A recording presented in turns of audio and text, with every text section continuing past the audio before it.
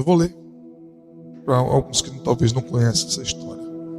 Quando, pois, o Senhor veio a saber que os fariseus tinham ouvido dizer que ele, Jesus, fazia e batizava mais discípulos que João, se bem que Jesus não batizava ele mesmo, e sim os seus discípulos, deixou a Judéia, retirando-se outra vez para a Galiléia, e era necessário atravessar a província de Samaria. Chegou, pois, a uma cidade samaritana chamada Sicar, perto das terras que Jacó dera a seu filho José. Estava ali a fonte de Jacó. Cansado da viagem, assentara-se Jesus junto à fonte por volta da hora sexta. Nisto veio uma mulher samaritana tirar água. Disse-lhe Jesus: dai-me de beber, pois seus discípulos tinham ido à cidade para comprar alimentos. Então lhe disse a mulher samaritana: como que tu, sendo judeu, pedes de beber a mim, que sou mulher samaritana? Porque os judeus não se dão com os samaritanos. Replicou-lhe Jesus: se conheceras o dom de Deus, e quem é o que te pede, dai-me de beber, tu lhe pedirias e ele daria água viva. Respondeu-lhe ela: Senhor, tu não tens com que tirar, e o poço é fundo. Onde, pois, tem a água viva? És tu, porventura, maior do que Jacó, o nosso pai, que nos deu o poço, do qual ele mesmo bebeu, e bem assim seus filhos e seu gado? Afirmou Jesus: quem beber desta água tornará a ter sede. Aquele, porém, que beber da água que eu lhe der, nunca mais terá sede. Pelo contrário, a água que eu lhe der será nele o quê? Uma fonte a jorrar para a vida eterna. Disse-lhe a mulher: Senhor, dai-me dessa água para que eu não mais tenha sede, nem precise vir aqui buscá-la. Disse-lhe Jesus: vai, chama seu marido e vem cá. Ao que lhe respondeu a mulher: não tenho marido. Replicou-lhe Jesus: bem dissestes, não tenho marido, porque 5 maridos já tivestes, e esse que agora tens não é o seu marido. Isto disseste com verdade. Pode sentar, irmãos. A água é mais ou menos essa aqui que Nalberto fez para mim, trouxe o mundo, tá vendo? Amém? Jesus vai pegar uma. Assina essa aqui, só um pouquinho. Amém, irmãos? Glória a Deus. Eu não sei se você já procurou saber o motivo desses judeus e samaritanos eles viverem brigados, né? Eles não se davam, eles tinham é como a gente fala aqui no interior, eles tinham uma rixa, né? Era mais ou menos Brasil e Argentina, Roberto. Não dava para se bater não, as torcidas que o coro zoava. Judeus e samaritanos é uma história antiga, irmãos, muito antiga mesmo. Essa história desde o Antigo Testamento, dessa barreira que havia entre ambos. Quando o Antigo Testamento se encerra, que inicia o Novo Testamento, no Novo Testamento já aparece alguns sumos sacerdotes da época que se corromperam. Eles foram um dos que acenderam ou reacenderam essa rivalidade, pelo fato de os judeus eles sempre serem resguardados. Eu não sei como é que é ainda hoje, irmãos, na guerra que existe ainda entre Hamas e Israel, ainda existe gente que ainda defende a Hamas. Ou é falta de entendimento, eu acho que não sabe da história, ou é porque não presta mesmo, irmão. Porque você defender o que não presta é complicado. Eu prefiro acreditar que é ignorância de alguns, pelo fato de não conhecer a história. No Antigo Testamento existia 12 tribos que são os descendentes de Jacó, os 12 príncipes. E esses 12 príncipes, eles lá na frente, quando as 10 tribos, elas se separam das 2 tribos. Fica Judá e uma outra tribo que eu acho que é Benjamim. E as outras 10, elas são levadas cativas para a Babilônia, que é aquela história que a gente conhece quando o povo ficou cativo na Babilônia. E daí, as 2 que ficaram lá em Jerusalém, lá na sua região, alguns povos precisaram serem, quando vai um país para ser levado para outro país, qual que é o nome? Foi transportado, mas tem uma palavra. Fala aí, gente. Exportados, né? Ou seja, para que a região da Judéia não ficasse com poucos moradores e pudessem serem invadidas por inimigos e conquistá-las, aqueles que ficaram começaram a fazer aliança com povos que não eram judeus. E daí essa mistura de judeus com outros povos deu-se o nome de samaritanos, que são exatamente esses aqui. Então, para um judeu, por exemplo, aceitar um samaritano é inadmissível, é incabível. Embora os judeus, nós sabemos que Jesus é descendente da tribo de Judá, Jesus era um judeu. E aqui Jesus aparece agora como um judeu que está diante de uma mulher que era samaritana. E é interessante que a história vai contar que ao meio-dia, o texto está dizendo para nós aqui que o horário é a hora sexta. O relógio para um judeu, para nós, o dia seguinte começa à meia-noite, sim ou não? Para um judeu começa às 6 da manhã. Então, se nós estamos na hora sexta e o dia começa às 6 da manhã, a hora terceira é 9 horas, a hora sexta é meio-dia. O horário de meio-dia era um horário que uma mulher de bem, de família, de respeito, não estaria num lugar como esse que essa mulher estava. Jesus não está adivinhando. Jesus não é adivinhão, Jesus é Deus, Ele é um profeta. Jesus sabia exatamente quem era essa mulher, irmãos. Não era por conta do horário que Jesus sabia, agora essa mulher está aqui, então não é uma mulher de caráter, de integridade. Não, Jesus sabia exatamente da sua essência, do coração, da vida dessa mulher. Por quê? Porque Jesus também já tinha dito que até os cabelos, disse para os discípulos, da cabeça de toda a humanidade são contados pelo Senhor. Jesus tinha dito que antes que a gente fale uma palavra, Ele já sabe o que a gente vai dizer. Ele sabe o que você está pensando agora. Ele sabe o que você vai falar depois do culto. A primeira palavra que você vai falar, Ele sabe. Então Jesus não está aqui por um acaso, e Jesus não marcou esse encontro por um acaso. Tinha um propósito de Deus. Olha que diálogo lindo. Jesus está à beira de Olha que interessante. E a mulher está fazendo o quê? Tirando água. É interessante que ela vai se engrandecer, e você talvez não percebeu isso, quando ela diz: esse poço é de Jacó, o nosso pai. Aí Jesus para e diz assim: você pode me dar dessa água? Imagine se fosse do nosso dia, mas moço, a gente não se bate não. A nossa linhagem aí, ela tem Está com a sua Bíblia aberta, irmãos? Se você prestar atenção no versículo 4, o texto vai dar informação para a gente. João vai dizer o seguinte: e era necessário que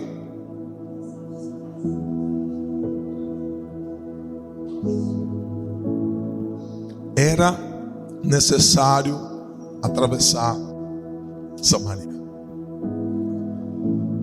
Se eu fosse dar um tema para essa palavra, eu colocaria exatamente esse tema. Era necessário atravessar por Samaria. Deixa eu te perguntar uma coisa, irmãos. Você já viveu alguma coisa na sua vida que parece que você tentou fugir e não teve como? Parece que Deus prepara uma situação, e Deus prepara uma situação porque Deus tem um propósito para aquele lugar. Porque Deus tem um propósito para aquela família.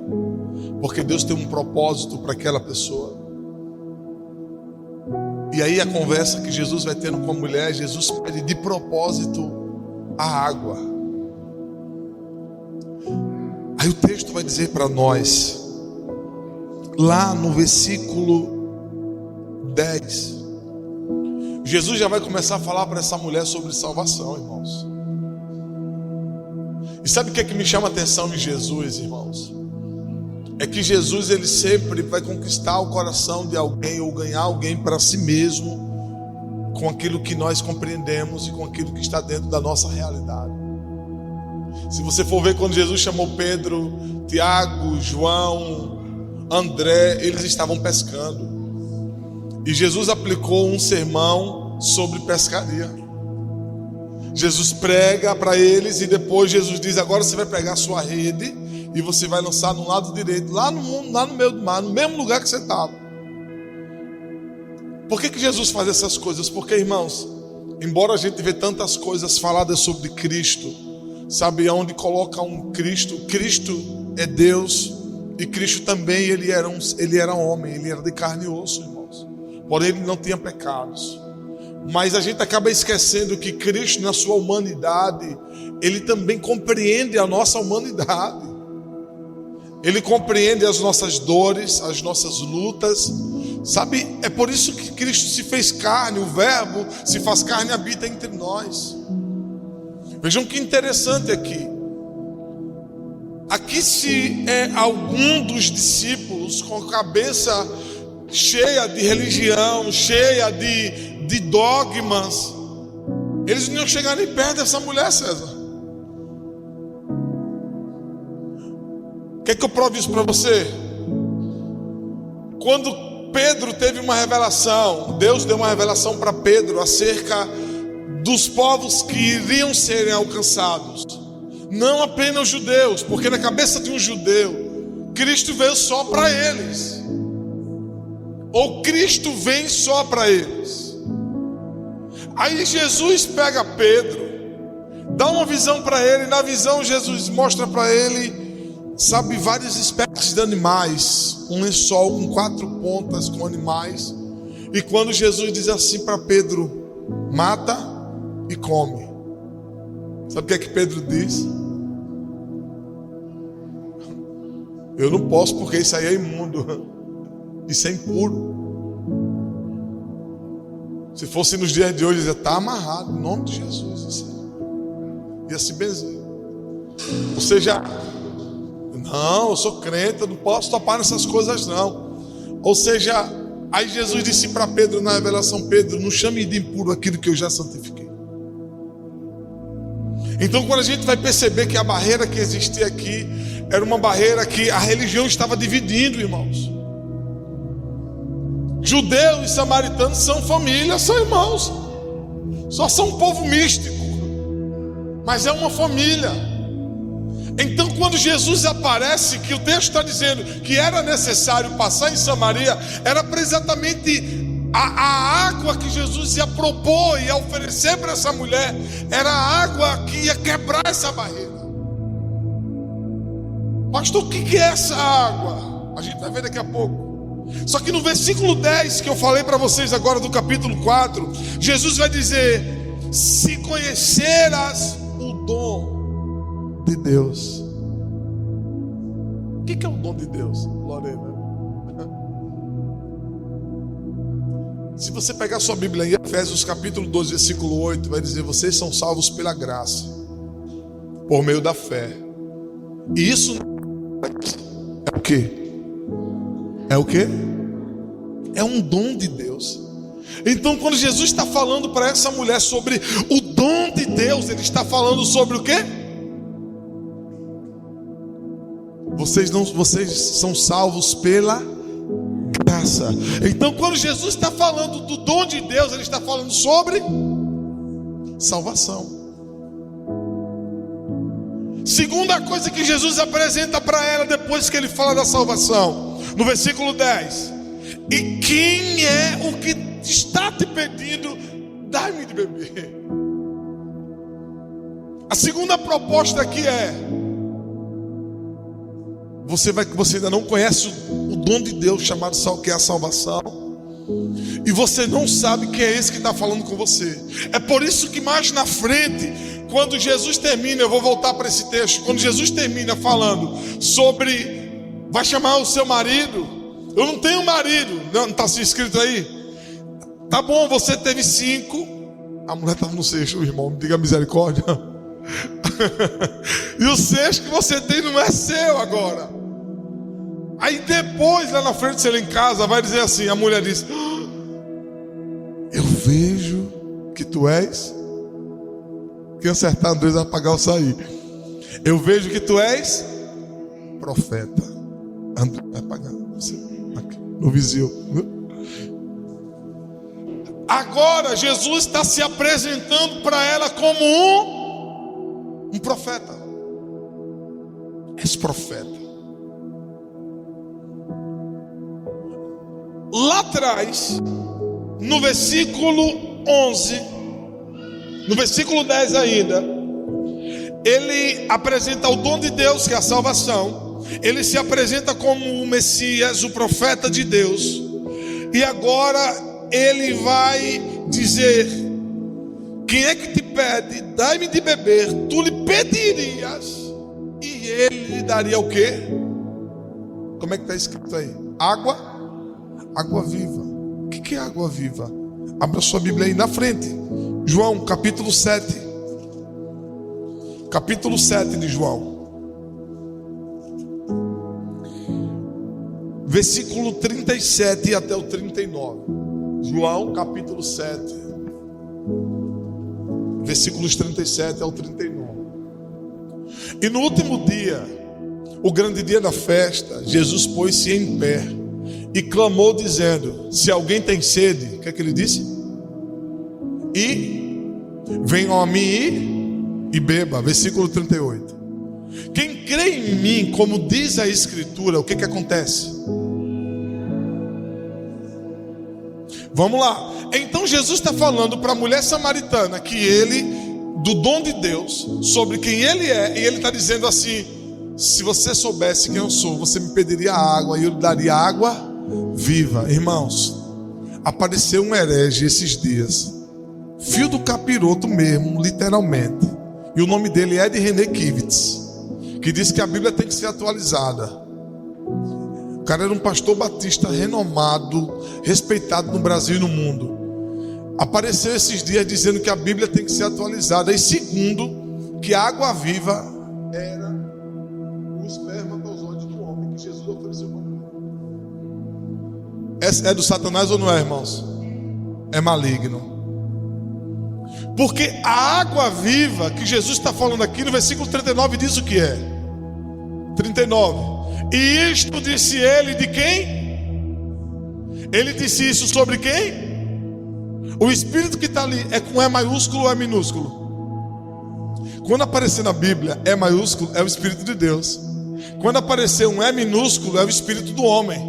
Então ele está falando da água viva com respeito ao Espírito que haviam de receber os que nele crescem, porque o Espírito Santo ainda não fora dado, por ainda Jesus não ter sido glorificado. Então a água que Jesus está dizendo para ela: se você beber da água que eu tenho, olha a palavra, nunca mais você vai ter, porque a água que eu der para você beber, ela vai fluir do seu interior. Nós não louvamos nessa noite, foi? Que existe um rio que flui do interior de Deus, águas que jorram, tal. Aí sabe o que é mais interessante, irmãos? Quando Jesus está falando desse texto aqui, ele está falando, ele diz assim: como diz as Escrituras, do seu interior fluirão rios de águas vivas. E aonde é que nas Escrituras falam do rio de água viva que fluiriam de Deus? Ezequiel capítulo 47 vai dizer que existe um rio de Deus. Quem já ouviu falar nesse texto? Os mais velhos aqui vão lembrar, aquela música bem antiga de celebração: eu quero beber destas águas. Lembra? Existem águas que dão nos joelhos, no artelho e tal. Lembra dessa música? A Lorena lembra. Essa música tem uns 45 anos só. Ou seja, A água que Jesus está falando acerca das Escrituras é a água que Ezequiel falou lá atrás.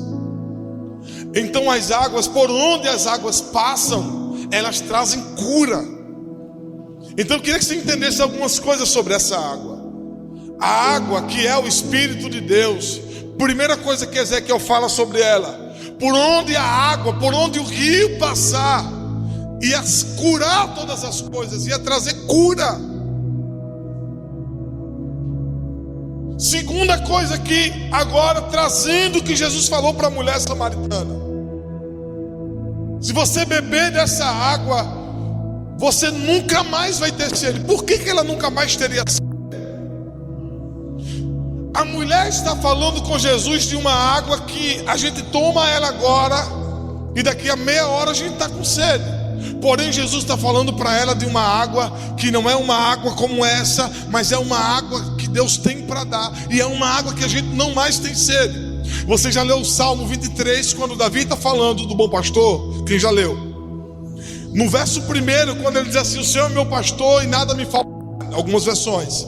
Só que a palavra ali no original, no hebraico, significa: o Senhor é o meu pastor e de nada eu vou ter falta. Só que a gente assemelha o salmista no Salmo 23, que a gente não vai ter falta de mais nada, a coisas. Porque a gente pensa que o nosso bom pastor, que é Jesus, ele vai nos dar coisas e você nunca vai ter falta de nada. Não é sobre coisas que ele está falando. Tem horas que falta coisa na nossa vida. Tem horas que a gente precisa de algumas coisas e falta. Porque a ideia do texto não é sobre coisas.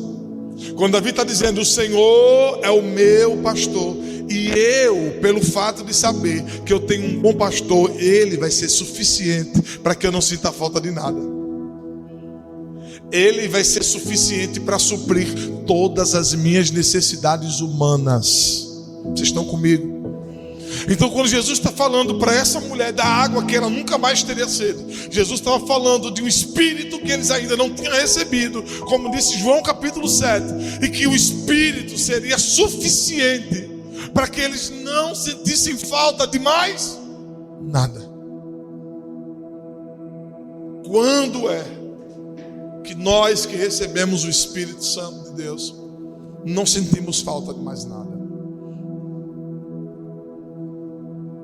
Conta-se uma história, irmãos, que... Ei, rapaz, é minha filha, para quem não conhece. Começa de casa, né? Conta-se uma história que um jovem chegaram e disseram: pastor, o que é ser cheio do Espírito Santo? Quem já viu essa história? Aí eles fazem o seguinte: pega uma peneira, vai lá no ribeiro, no rio, e enche essa peneira de água. Aí eles todos animados, foi lá, Roberto, começaram a encher, passou lá amanhã e pararam. Não tem como não, pastor. Não tem como a gente encher não a peneira. Eles dizem assim: só existe uma forma: se vocês imergirem a peneira e deixarem ela lá dentro. O rio de Deus, que é o Espírito Santo, é do mesmo jeito. Quando a gente tem experiências com o Espírito Santo de Deus, nosso amigo, nosso consolador, quando a gente mergulha no rio de Deus, você vai começar a perceber que as coisas que estão do lado de fora, elas não vão roubar mais o seu sono e não vão tirar mais a sua paz, porque você está mergulhado no Espírito.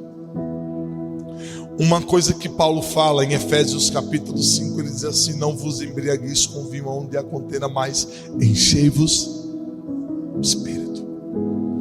Qual que é o convite de Deus para a gente ser cheio do Espírito? É a gente mergulhar nele.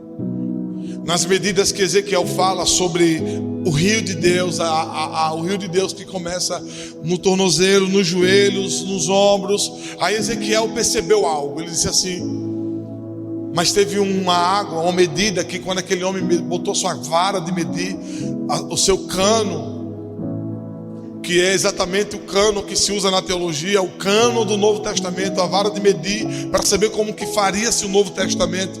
Quando aquele homem botou a vara para medir as medidas, ele percebeu que só um nível não tinha como você caminhar. Qual era o nível?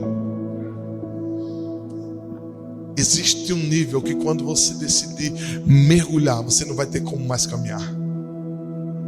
Você não vai conseguir mais andar, você não vai conseguir nem fazer mais uma força com os joelhos. Você vai precisar se deixar ser levado pelo rio de Deus. Quando a gente se deixa levar pelo rio de Deus, irmãos, a gente vai começando a perceber que aquilo que agrada o coração de Deus são aquilo que são suficientes para a gente viver. A gente vai começando a perceber que coisas sempre serão coisas, que coisas vêm e se vão, coisas se acabam. Mas quando nós decidimos mergulhar no rio de Deus, tenha certeza de uma coisa: ainda que falte alguma coisa dessa vida, na minha e na sua vida, mas nós vamos ter um bom pastor. Como disse o salmista: ainda que nós andemos pelo vale da sombra da morte, eu não vou temer, porque Ele vai estar comigo. O convite do salmista é: confie no Senhor. Pode ser que você enfrente ou ande num vale da sombra da morte. A proposta é essa: não tenha medo, porque o Senhor vai estar com você. A gente está mergulhado no rio de Deus, nas águas que não tem como mais a gente ter domínio sobre elas. Porque onde é que a gente erra? A gente erra porque tem coisas que a gente ainda faz, que a gente pensa que Deus está no controle, só que quem está no controle é a gente. A gente canta: eu confio em Ti, o Senhor é tudo que eu tenho, sabe? Deus é minha esperança, faça como o Senhor quiser, que seja feita a sua vontade na terra, como no céu. Só que a gente acha que aquilo que a gente fala, Deus não leva a sério, e Deus leva a sério.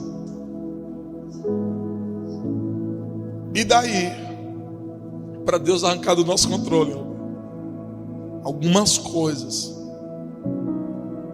Ele vai permitir que a gente perca o controle. Vocês estão comigo, irmãos? E quando é que a gente precisa perder o controle? Quando a gente precisa entender que só a gente não vai conseguir. Jesus disse: eu sou a videira verdadeira e meu pai é o agricultor. E lá na frente ele disse: sem mim vocês não vão conseguir fazer nada. Esse lugar de estar enxertado, mergulhado no Espírito, é um lugar de dependência em Deus. Sabe aonde que estão as pérolas e as maiores riquezas que os grandes arqueólogos e mergulhadores, esses homens buscam? Estão no fundo do mar. Existe um nível em Deus, irmãos, que não está no raso, que não estão nas águas nos tornozelos, não. Eles estão em um lugar que Deus arranca da nossa vida, da nossa mão, o controle, e que esse rio a gente não consegue mais caminhando, só nado. Quem aqui já tentou nadar contra a maré, irmãos? Já tentou nadar contra a maré?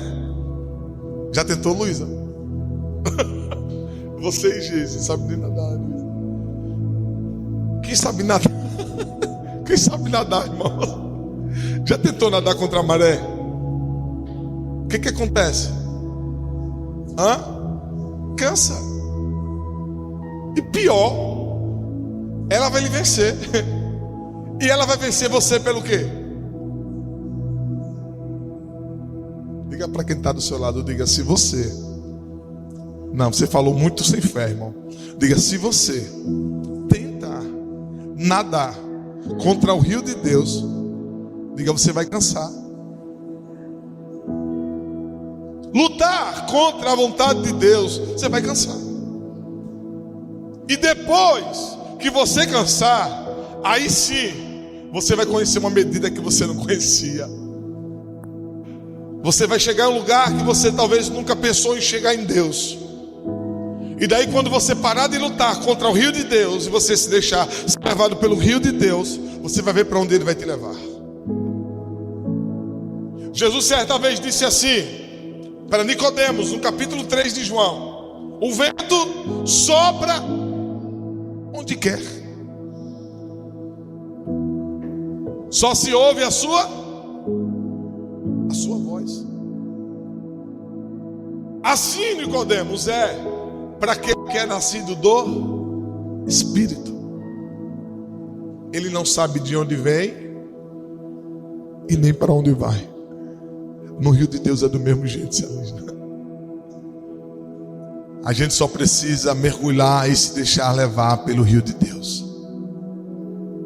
Pastor, eu não sei de onde venho nem para onde vou. Você sabe, você e eu é diferente. Nós sabemos a nossa origem e nós sabemos do nosso destino. Quando ele está falando sobre o rio de Deus, que é como uma voz que se ouve, não sabe de onde vem a voz e nem para onde vai. Jesus está dizendo assim, ó, quando você se deixa governar por mim, pode ter certeza, você pode até não saber como você vai chegar lá, mas você vai chegar. Porque, irmãos, pense comigo, se Jesus ele mostrasse para nós os desafios e os obstáculos que nós iríamos enfrentar durante o percurso, a gente parava talvez no primeiro. Sim ou não? Talvez se alguns soubessem que talvez precisasse enfrentar uma doença grave, talvez ele não queria Jesus. Talvez se soubesse que ia enfrentar uma crise enorme na vida financeira, no casamento, na família, talvez não queria Jesus. Só que, eu repito, ser guiado pelo Espírito de Deus vai trazer para nós o lugar de dependência. Eu digo para você, lugar de dependência é um lugar que está dentro do propósito de Deus. E o lugar que mais nos protege, que mais nos guarda é dentro do propósito de Deus. Se você tentar fugir, você vai se perder. O que Jesus continua dizendo para essa mulher? Vamos comigo. Capítulo 4 de João. Versículo 13 e 14. Quem pode ler para mim?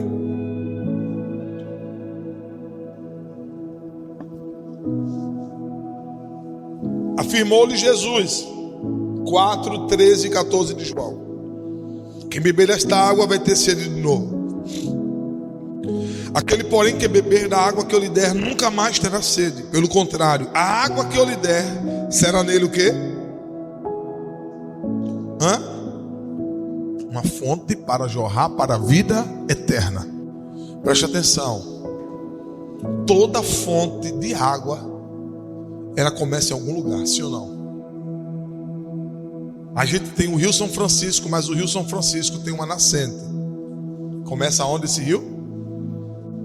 Minas Gerais, né? Então lá começa a fonte, lá é a nascente. Só que eu pergunto para você,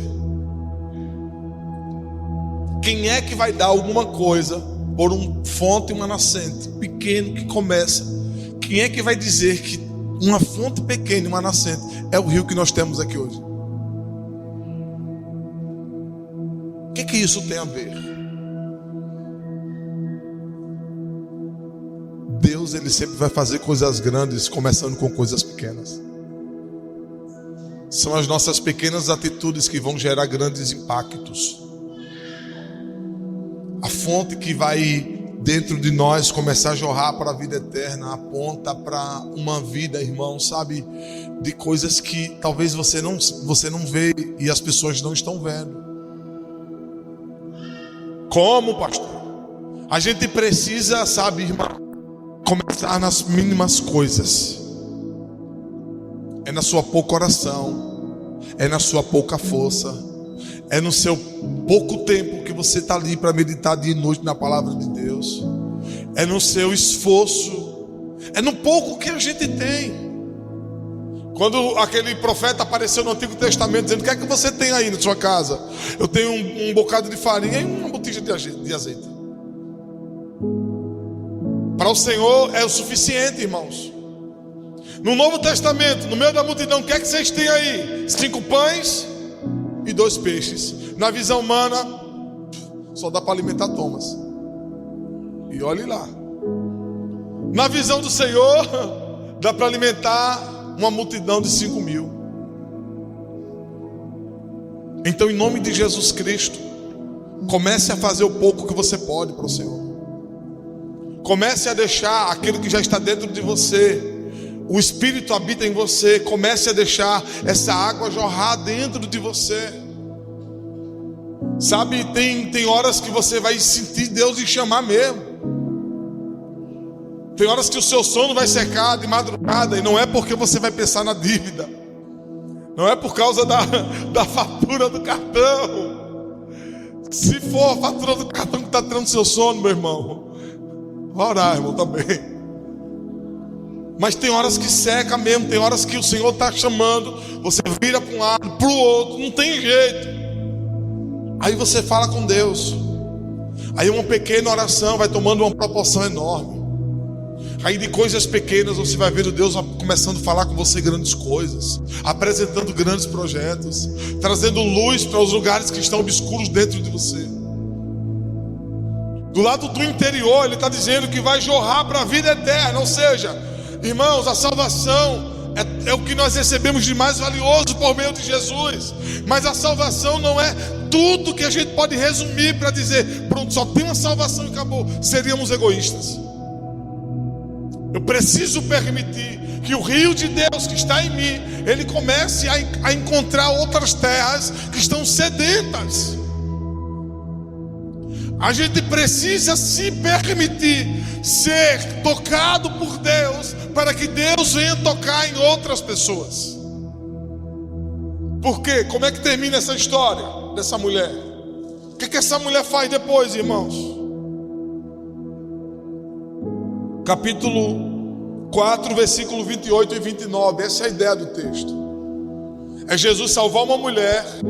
É Jesus quebrar as barreiras. É Jesus quebrar as indiferenças. É por meio do rio de Deus, que é o Espírito Santo, sabe, enchendo a vida dela. É a salvação que ela encontra. É com Jesus que ela se encontra. E agora tem um propósito em tudo isso. Versículo 28, 29 e 30 diz: quanto à mulher,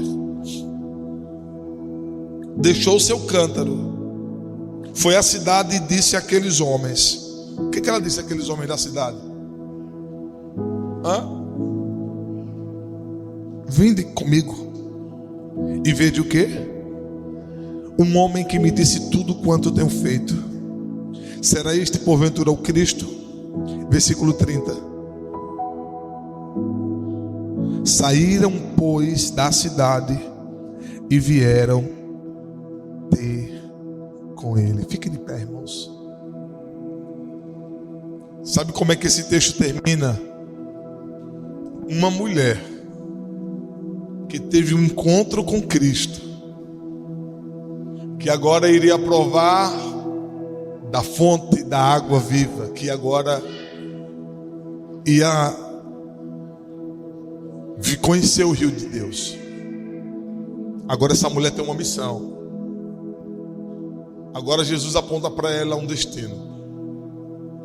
E agora essa mulher está servindo de testemunho para uma cidade.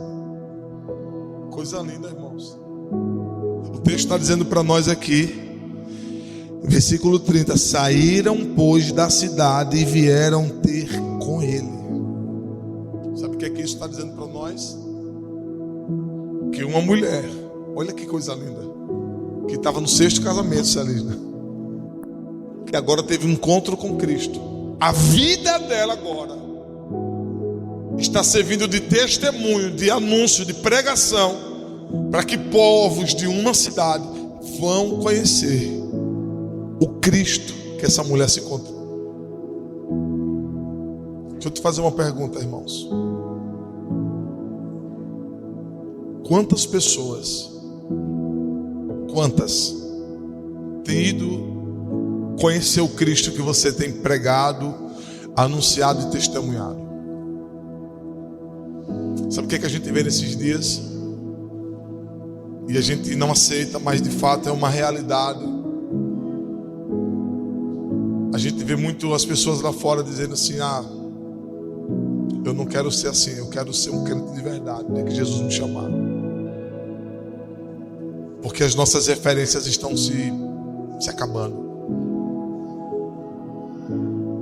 Os nossos bons exemplos estão acabando. Está ficando só os remanescentes desses dias. são poucos. Temos muitos homens e mulheres de Deus aqui, muitos que não estão, que a gente pode olhar e dizer assim: esse é um modelo que é parecido com Jesus, que eu quero seguir como exemplo. Paulo disse: sejam meus imitadores da mesma forma que eu sou de Cristo. Então essa mulher, a mulher samaritana, uma mulher que rejeitada, uma diferença enorme que havia entre os judeus e samaritanos, ela agora está conseguindo levar homens de uma região, samaritanos, para conhecer um Cristo que é um judeu. Como que pode isso acontecer? E como que estão as nossas expectativas nesse tempo para as pessoas que estão do lado de fora, que nunca conheceram Jesus, que nunca tiveram um encontro assim com Jesus como essa mulher teve a oportunidade? Sabe quem são os responsáveis? Somos nós. Você sabia que um dos objetivos do sal, além dele dar sabor e além dele conservar, o sal dá sede? Sim ou não? Como quem já comeu comida salgada, depois você só quer água, irmão. Sim ou não? Então o sal, ele serve para conservar a comida, ele serve para dar sabor à comida, e o sal também dá sede. Jesus disse que nós somos o sal da terra. Vocês são o sal da terra. Nós somos o sal da terra.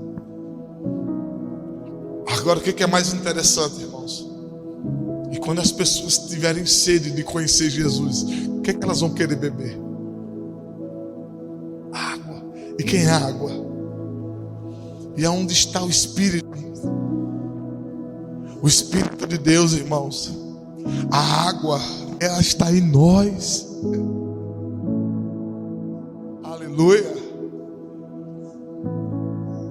O Espírito de Deus habita em nós. Nós temos água, nós temos o Cristo que nós conhecemos para matar a sede de uma sociedade corrompida e pecaminosa.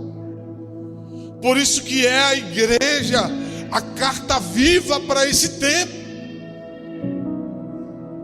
Irmãos, a resposta que a sociedade precisa está em Cristo. E quem é que tem o anúncio do Cristo? É a igreja. Sabe qual que é o nosso problema? A gente já está muito conformado aqui dentro. Por isso que eu falei que a salvação é o maior presente de Deus, mas ela não é tudo, porque eu preciso largar o egoísmo e compartilhar da água que eu já recebi de graça. Preciso me mover para que vidas em Neópolis, elas venham beber dessa água. Nós temos essa água, irmãos. Mas às vezes somos nós. Sabe o que é que a gente faz? Jesus está quebrando uma barreira. Sabe o que é que a gente faz? Rapaz, já falei tanto, pastor, mas olha, não quero saber não. Duro. É fechado para Jesus. Mas uma hora Deus vai preparar uma oportunidade. Da mesma forma que Jesus teve uma oportunidade com uma mulher e foi suficiente. Sabe qual é o nosso problema também? Um segundo nosso problema é que a gente não sabe aproveitar o nosso tempo. Efésios diz: reminde o tempo por quantos dias são maus. A gente não sabe aproveitar. Existem oportunidades que Deus vai nos dar na sua família, na sua casa, de você matar a sede dessas pessoas com a água que você já tem. Mas a gente não anuncia. Por isso que a gente tem que despertar. A gente tem que se levantar, irmãos. Amém? De verdade a gente tem que despertar. Sair desse quadrado e testemunhar Jesus lá onde você está, onde Deus plantou. No meio da sua empresa, no meio do seu trabalho, no meio da sua casa. Fale de Jesus. Senhor Jesus, obrigado. Obrigado pelo dom gratuito que o Senhor nos deu, a vida eterna.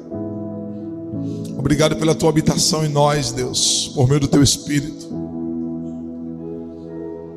Mas nós não queremos reter aquilo que nós já recebemos de graça. Mas teve um preço que foi pago na cruz. Foi caro, foi alto.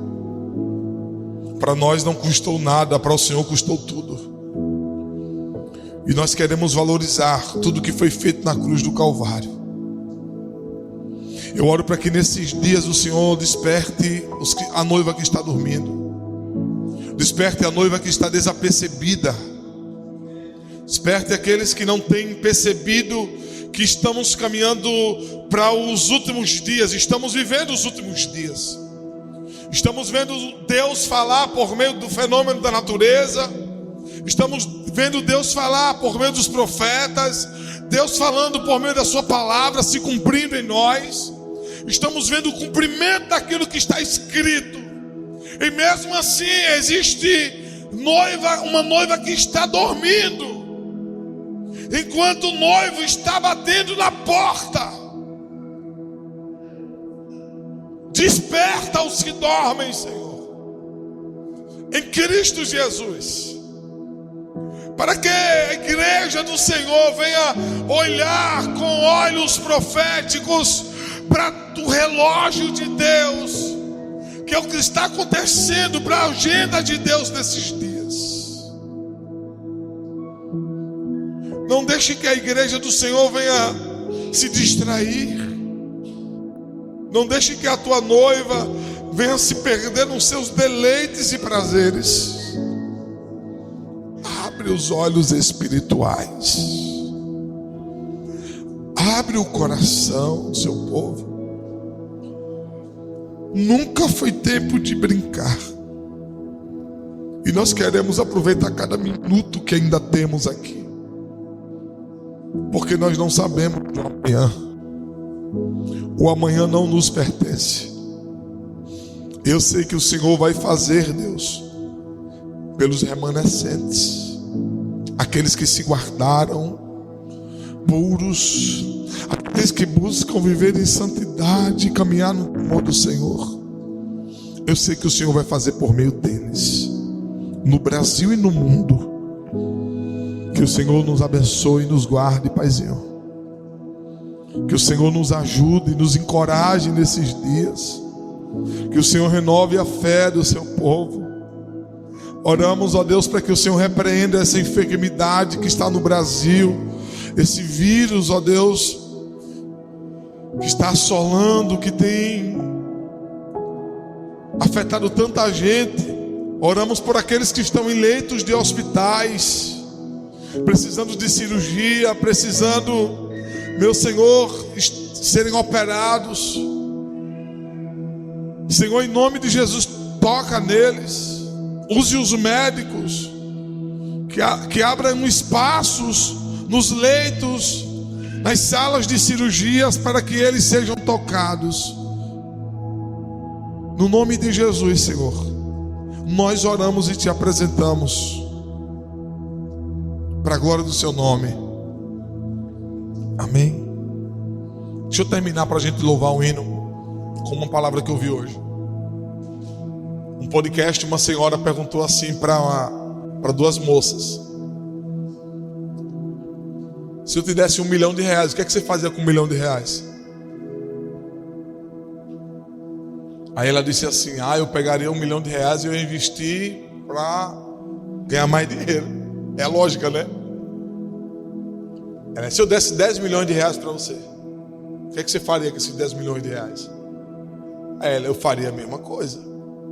Eu investiria os 10 milhões para render mais outros milhões. Ela disse: e se antes de você receber esses 10 milhões você morresse?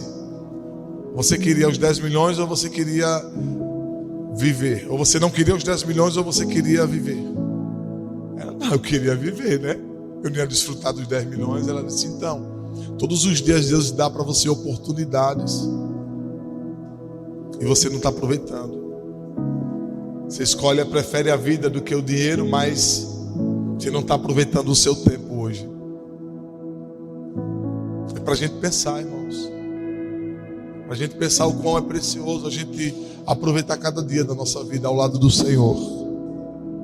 Caminhar em obediência a Deus, irmãos. Nós recebemos um dom gratuito de Deus. Dinheiro não compra. Amém? Vamos adorar o Senhor. Aleluia.